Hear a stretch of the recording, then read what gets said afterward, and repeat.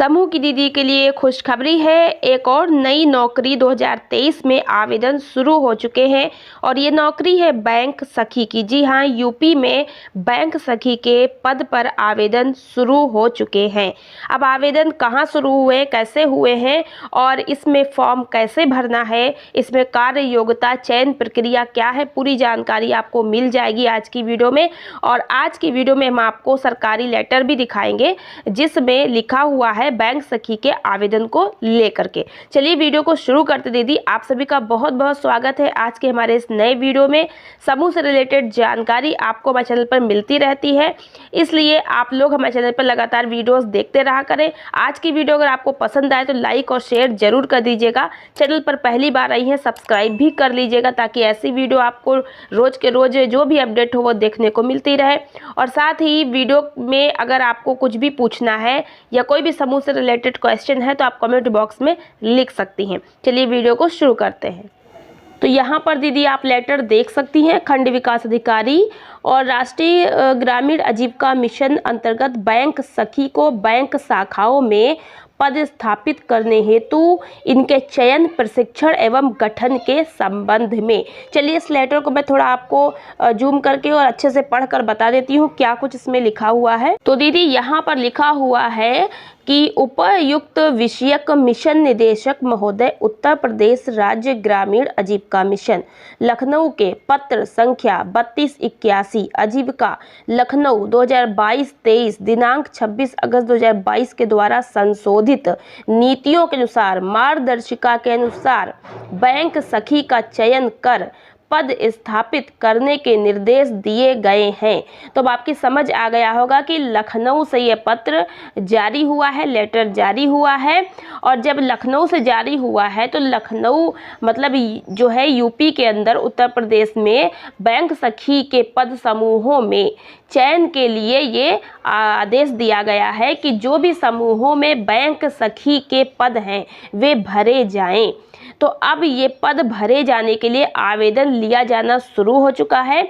तो इसमें क्या है, बैंक सखी का चयन किया जाएगा, इसके निर्देश दिए गए हैं और लिखा है तदक्रम में आपको अवगत कराना है कि जिस बैंक शाखा में NRLM योजना अंतर्गत गठित समूहों के खाते खोले गए हैं उन समस्त बैंक शाखाओं बैंक सखी पद स्थापित की जानी है। बैंक सखी पद स्थापित करने हेतु नोडल CLF के माध्यम से मार्गदर्शिका के अनुसार निर्धारित प्रारूप पर पात्रता रखने वाले समूह के सदस्यों के आवेदन प्राप्त करते हुए चयन प्रक्रिया लिखित एवं साक्षात्कार के माध्यम से कराकर पद स्थापित किया जाना है, जिसके संबंध में अधोहस्ताक्षरी को निम्न प्रारूप पर सूचना उपलब्ध कराना सुनिश्चित करें। तो प्रारूप भी अभी हम आपको बता देंगे। तो यहाँ पर आपको हम बता दें कि नोडल CLF जो CLF क्लस्टर होता है उसी के कैडर के रूप में बैंक सखी कार्य करती है। तो CLF से बैंक सखी के लिए आवेदन लेना शुरू हो चुका है। CLF के माध्यम से जो है ब्लॉग पर जाकर आप आवेदन कर सकती हैं, CLF से पता कर सकती हैं, ठीक है। तो जो भी समूह की दीदियां हैं वही इसमें आवेदन करेंगी और इसकी योग्यता क्या है वो भी मैं भी आपको आगे बता दूंगी। यहाँ पर ये लिखा हुआ है कि पहले आपको एक फॉर्म भरना है, फॉर्म भरने के बाद आपकी लिखित परीक्षा होगी, लिखित परीक्षा के बाद साक्षात्कार यानी कि इंटरव्यू भी होगा। तो दीदी यहाँ पर आपको जो आवेदन करना है वो ऑफलाइन करना है, ब्लॉक जाकर के ही NRLM ऑफिस में आपको फॉर्म मिलेगा या क्लस्टर से पता कर ले, वैसे तो ब्लॉक जाके आप पता कर ले, ठीक है। वहीं से फॉर्म भरे जाते हैं, वहीं जमा होते हैं, ठीक है। तो अब आगे का देख लेते हैं क्या कुछ लिखा है। अब यहाँ पर आप देख सकते हैं कि क्रम संख्या, विकास खंड का नाम, बैंक का नाम, शाखा का नाम, प्राप्त आवेदन पत्रों की संख्या, ये तो ब्लॉक से अधिकारी भरकर भेजेंगे अपने से ऊपर, ठीक है, जिले पर। तो यहाँ पर विकास खंड का नाम है, बैंक का नाम है, शाखा का नाम है, प्राप्त आवेदन पत्रों की संख्या, कितनी दीदी इसमें आवेदन करी हैं, फार्म भरी हैं, उतनी संख्या यहाँ पर लिख के भेजनी है, ठीक है। लेकिन दीदी लोग जब आवेदन करेंगी तो उसका एक अलग से फॉर्म मिलेगा जो कि आपको भर कर जमा करना होगा, ठीक है, जो कि कुछ इस प्रकार से हो सकता है। यहाँ पर लिखा है बैंक मित्र या बैंक सखी, ठीक है। और बैंक मित्र का नाम, यहाँ पर बैंक सखी का नाम, पति पिता का नाम, जन्म तिथि, उम्र, मोबाइल नंबर, समूह का नाम जिसकी सदस्य है, वीओ ग्राम संगठन का नाम, सीएलएफ क्लस्टर का नाम, स्थायी पता, बैंक शाखा जिसमें के लिए चिन्हांकित हो, जिस बैंक शाखा में उसको पद देने के लिए चिन्हित किया गया हो, उसके आसपास जो है जो भी बैंक शाखा हो, क्योंकि जो गांव में रहने वाली दीदी हैं उसके आसपास जितने गांव में समूह बने, कम से कम 30 समूह हो, उसके खाते एक ही शाखा में कहीं पर खुले हैं बैंक में, तो उसी शाखा में दीदी को चयनित किया जाता है। तो ये तो आपको अपने ब्लॉग से ही मालूम चल जाएगा आपका फॉर्म किस प्रकार से है, कैसे वहाँ पर फॉर्म आपको भरना है। तो वहीं से फॉर्म मिलेगा, वहीं से भरकर जमा करना होगा। तो फॉर्म आपको अपने ब्लॉक से ही पता करना है।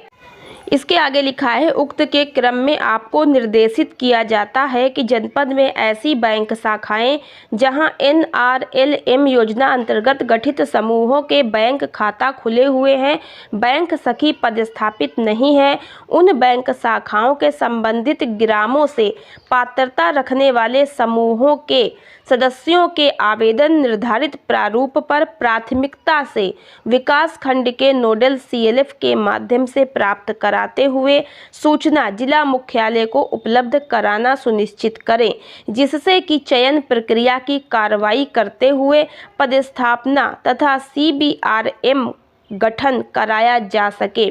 CBRM होती है एक कमेटी जो कि जिस शाखा में बैंक सखी को बैठना है उस बैंक शाखा में जो मैनेजर होते हैं उनको अध्यक्ष बनाते हुए बैंक सखी और सभी ग्राम संगठन के पदाधिकारियों को, CLF के पदाधिकारियों को मिलाते हुए एक CBRM कमेटी बनाई जाती है।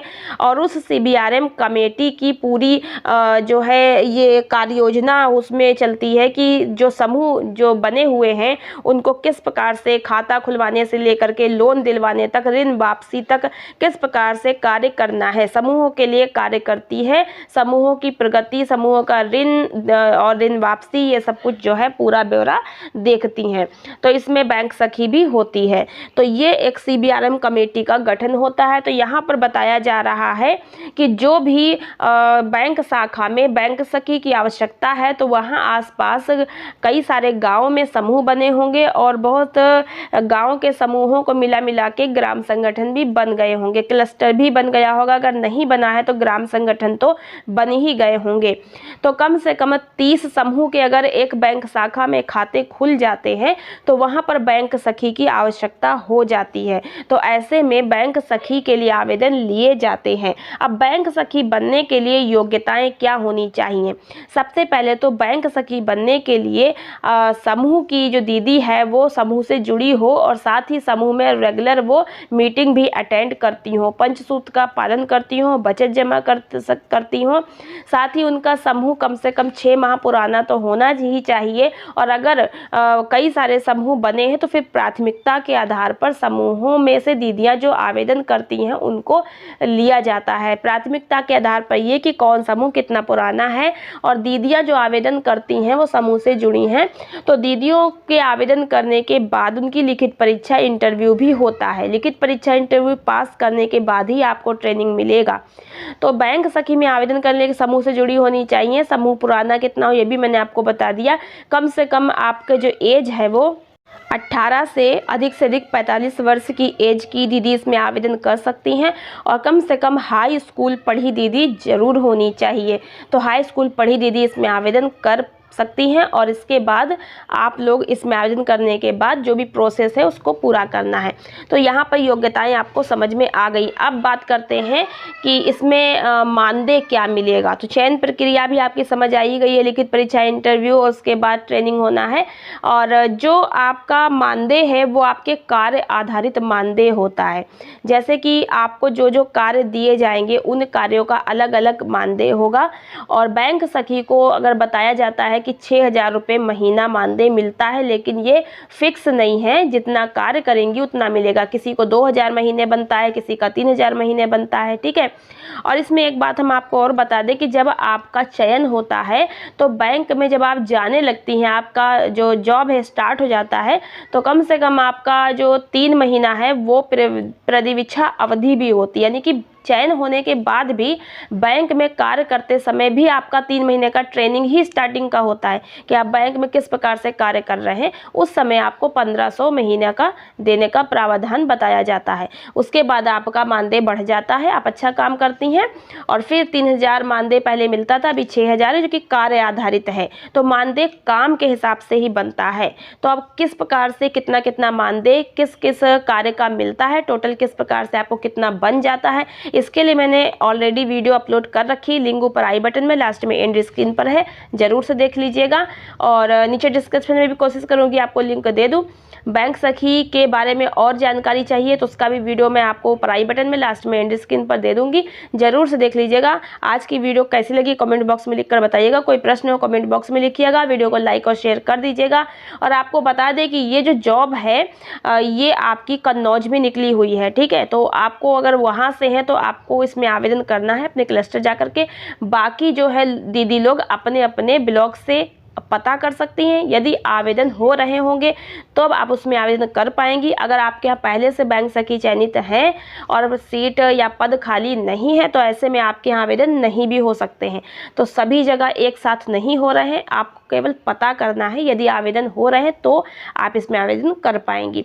तो कन्नौज से जो दीदियाँ हैं वो इसमें आवेदन करें, वहाँ ये आवेदन निकले हुए। मिलते हैं नेक्स्ट वीडियो में। आज की वीडियो में इतना ही, धन्यवाद।